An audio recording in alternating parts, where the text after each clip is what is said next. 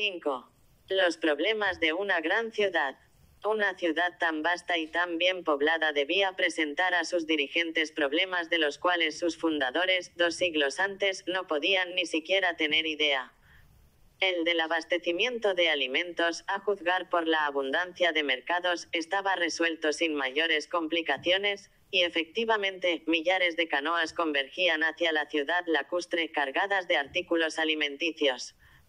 Notemos de paso que en una ciudad donde no existían animales de tiro ni de carga, ni un carro, ni vehículo terrestre alguno, el transporte por agua era con mucho el más eficaz y rápido.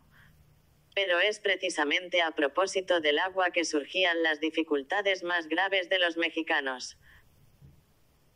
El Valle de México ha sido hecho por la naturaleza de tal manera que sus habitantes sufren a la vez 2 inconvenientes contradictorios. Hoy como entonces, siempre existe o exceso de agua o escasez de ella, se sufre o de inundación o de sequía.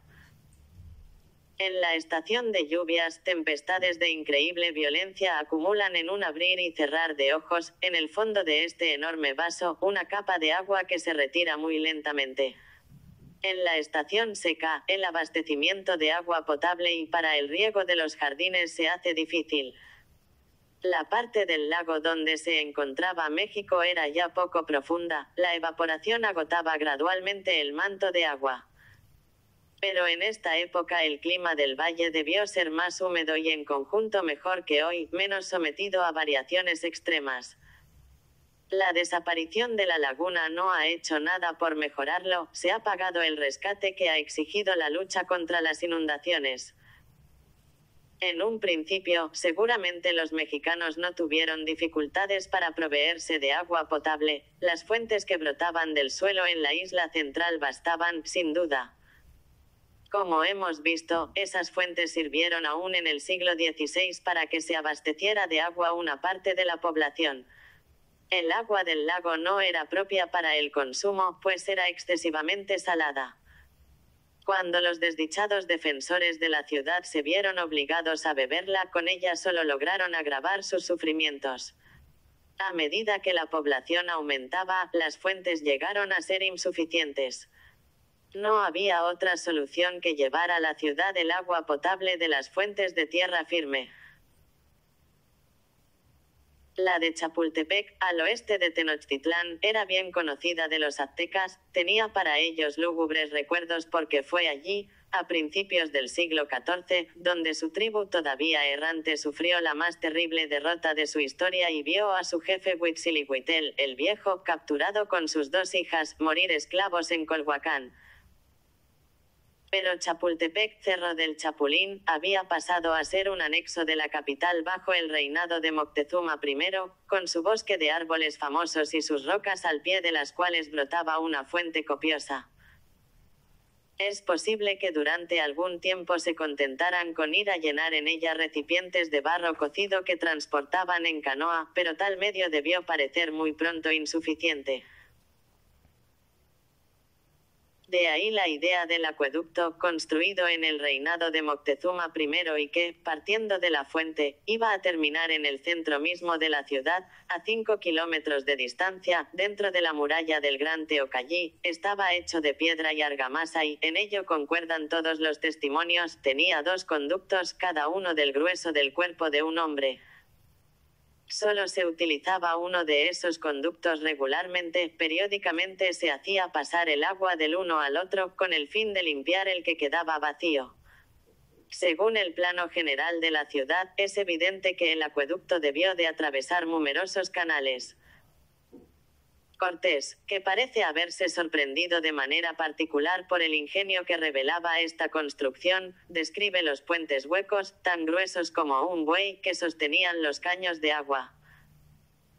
Sobre esos puentes canales trabajadores especializados se encaramaban y, mediante cierto pago, llenaban de agua potable los jarros que desde abajo les tendían los tripulantes de las canoas.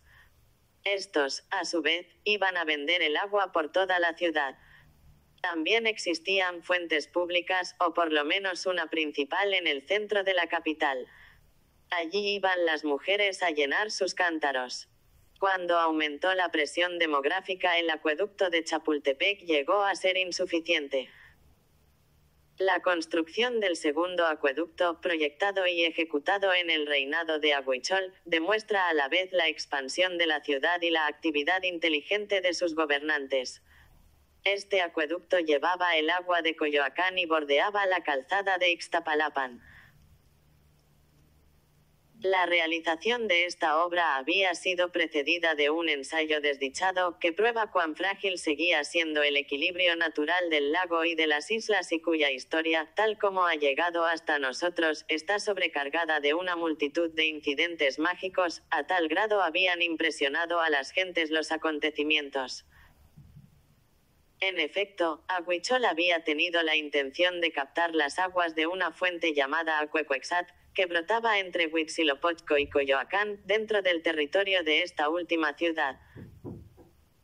Según Tezozomoc, Huichol envió emisarios a buscar al señor de Coyoacán, célebre hechicero que, como Proteo, se transformó ante sus ojos espantados en águila, en tigre, en serpiente y en un torbellino de llamaradas. Sin embargo, los enviados mexicanos terminaron por pasarle una cuerda alrededor del cuello y lo ahorcaron.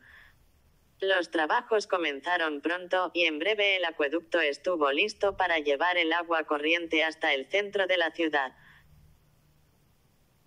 La terminación de la obra se celebró con grandes fiestas. Uno de los altos sacerdotes, arrodillado, bebió el agua de la fuente, en tanto que sus acólitos hacían resonar sus instrumentos y los cantores del dios Tlaloc entonaban himnos al son del huehuetel en honor de los dioses del agua.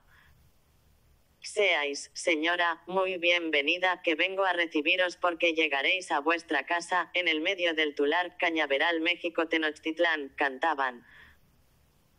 Después fueron sacrificadas víctimas humanas y finalmente el emperador mismo, llevando una corona de oro en la cabeza, saludó la entrada del agua en Tenochtitlán ofrendándole pájaros, flores e incienso. Señora, seáis muy bienvenida a vuestra casa y asiento del Tetzahuitl Huitzilopochtli, exclamó Chalquiutlicue, la de la falda de turquesas, diosa del agua. Pero el Acuecuexat borbotó, y el agua brotó impetuosamente con una violencia que crecía sin cesar.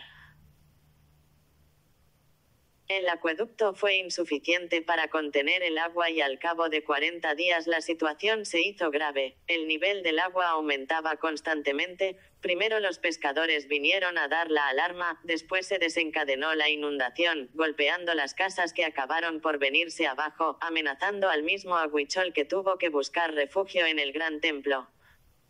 Los campos de maíz, tanto en la orilla del lago como en las islas, quedaron devastados y comenzó a temerse el hambre. Numerosas personas perecieron ahogadas y otras muchas abandonaron la ciudad.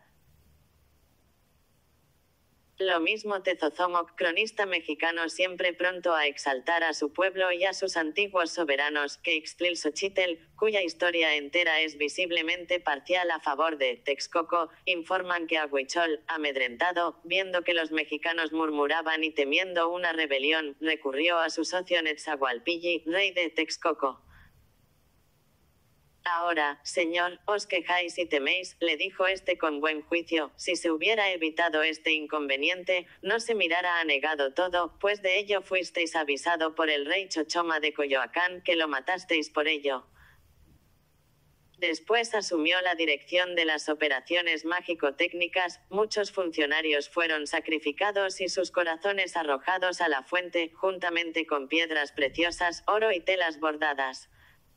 Luego 15 buceadores se zambulleron en el agua y acertaron a tapar las aberturas por donde salía con tanta fuerza. Enseguida se construyó una especie de cofre de argamasa para sellar definitivamente esta peligrosa fuente.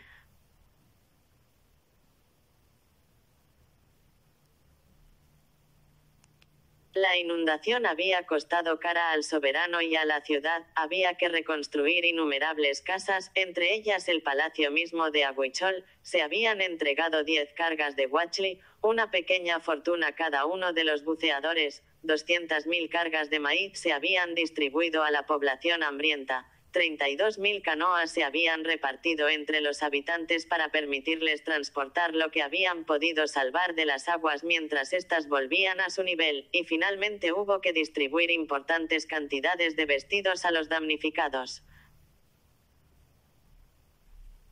Ixtlilxochitl llega a afirmar que esta inundación fue causa de la muerte del emperador porque, encontrándose en unos cuartos bajos de unos jardines, por salirse huyendo de ellos que ya el agua con grande ímpetu iba entrando por ellos, se dio una calabazada en el umbral de la puerta que se descalabró y quedó mal herido, de tal manera que con este achaque vivió muy enfermo hasta que vino a morir de él.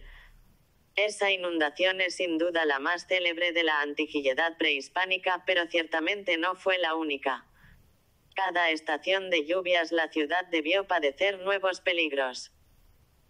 Cuando los ríos que desembocaban en el lago de Texcoco, en particular el de Acolman, iban crecidos, las aguas del norte y del oriente se acumulaban en la parte de las lagunas donde se encontraba México.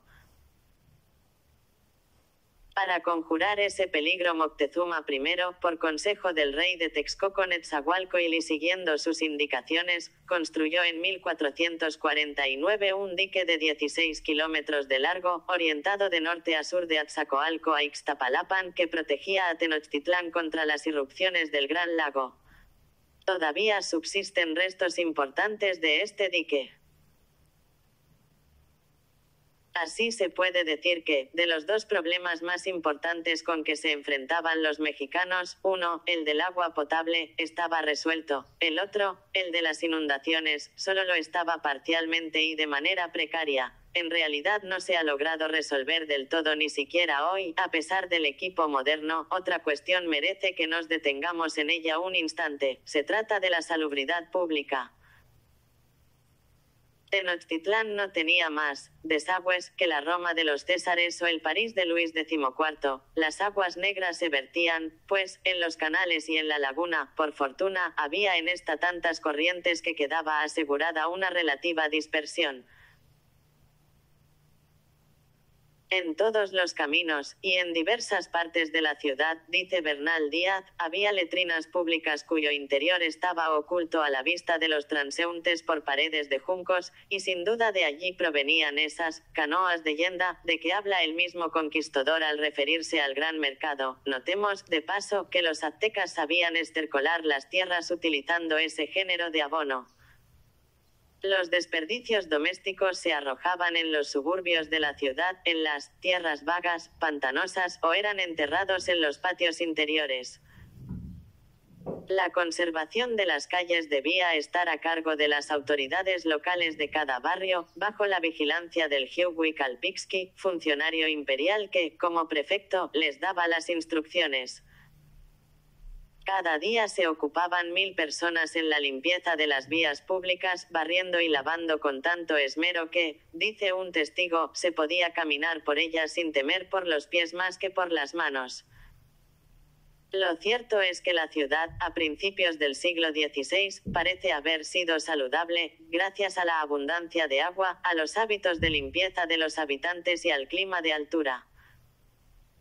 El Códice Telleriano Remensis, que registra cuidadosamente todos los acontecimientos extraordinarios y las calamidades, lluvias excesivas, terremotos, apariciones de cometas, eclipses de sol, etc., no menciona ninguna epidemia.